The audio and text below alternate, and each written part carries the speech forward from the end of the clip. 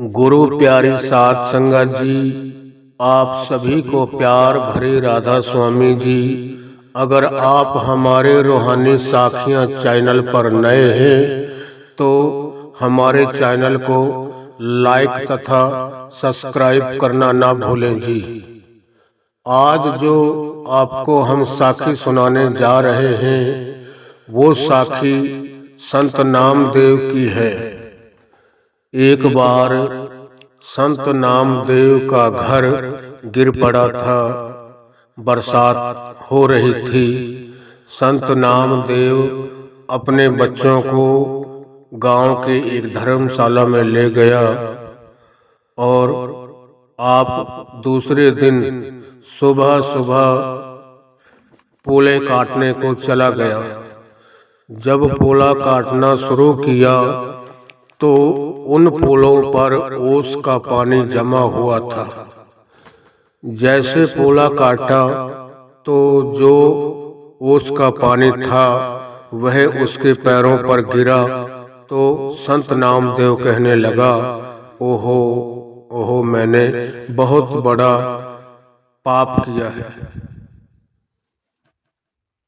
उनको बहुत ज्यादा दुख लगा और कहने लगा कि अब मैं इसी दरांत को अपने पैर पर मारकर देखता हूँ कि अगर मुझे दुख होता है तो मैं समझूंगा कि इनको भी दुख हुआ है।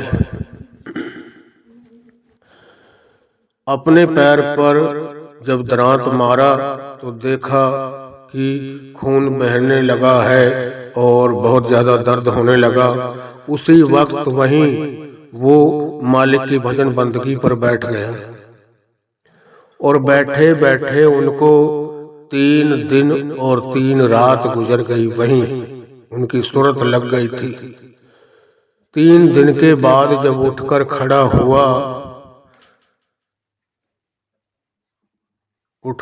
हुआ 3 दिन गुजर गए। 3 दिनों में मालिक ने संत नामदेव का घर बनाकर छान बांध चुका था। जब संत नामदेव 3 दिन के बाद घर आया तो उसने अपने घर वाली जगह पर आकर देखा तो उस जगह एक बहुत सुंदर घर बनाकर उस पर छान बांधी हुई थी। तो ये सब देखकर संत नामदेव पड़ोस वालों से पूछने लगा कि भाई, मेरी जगह पर घर आपने बनवाया है? तो उन्होंने मना कर दिया। फिर दूसरी तरफ जाकर पूछने लगा कि मेरी जगह पर घर आपने बनवाया है? उन्होंने भी मना कर दिया। इतने में एक पड़ोस में एक सेठ रहता था जो उसकी घरवाली थी, यानी जो पड़ोस में सेठानी थी, वो तीनों दिन से देख रही थी कि ये जो बेढ़ी है ये कहाँ का है जो अकेले ही छान बांध रहा है।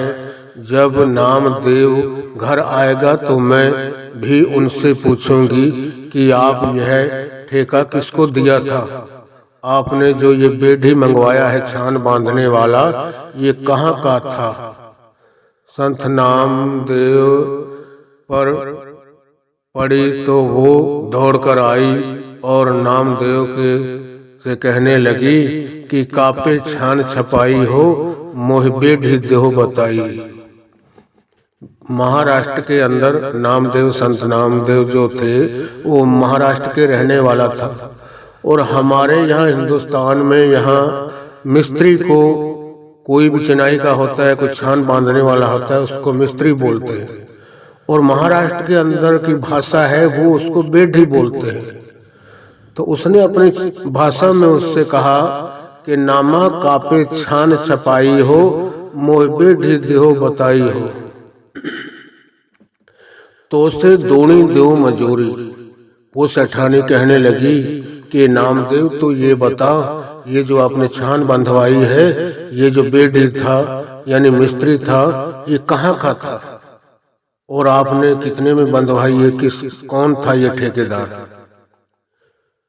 तो उस वक्त संत नामदेव जी सोच में पड़ गया और उसका एकदम से दिमाग में आया, ओहो मेरे मालिक की, मेरे गरीब की झोपड़ी को कौन बांधने वाला? मेरी तो झोपड़ी उस कुल मालिक ने बांधी है। उसी वक्त अपने कालजे पर हाथ रख के वहीं बैठ गया और उसकी याद में, उसकी तड़फ में बहुत रोया। और बाद में उस पड़ोसन से कहने लगा, उस सेठानी से, कि ये सेठानी, मेरे गरीब की झोपड़ी कौन बांधने वाला है?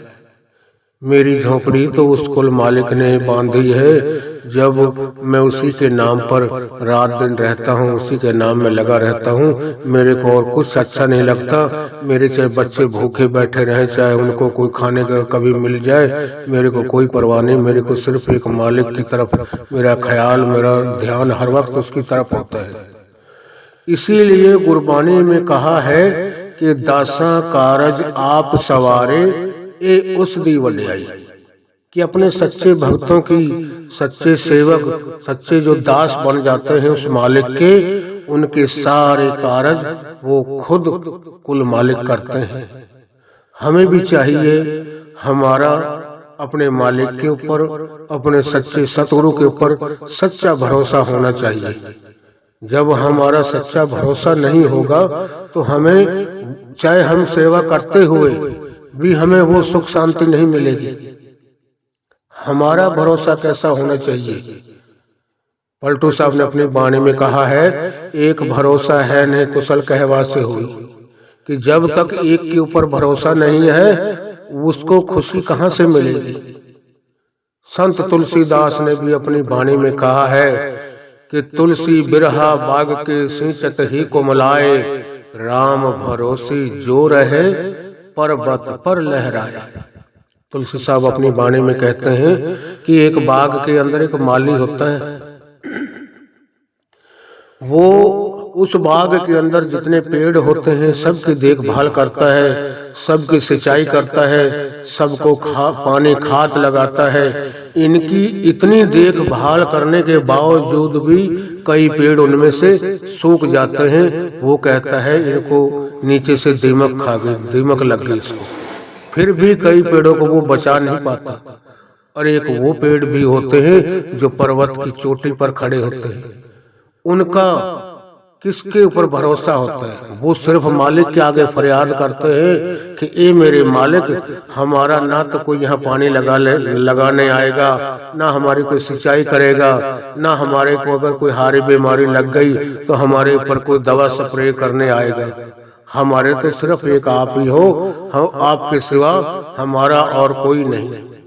तो जब इतनी उनको एक के ऊपर भरोसा होता है तो वो पर्वत की चोटी के ऊपर खड़े हुए भी हरे भरे लहराते रहते हैं।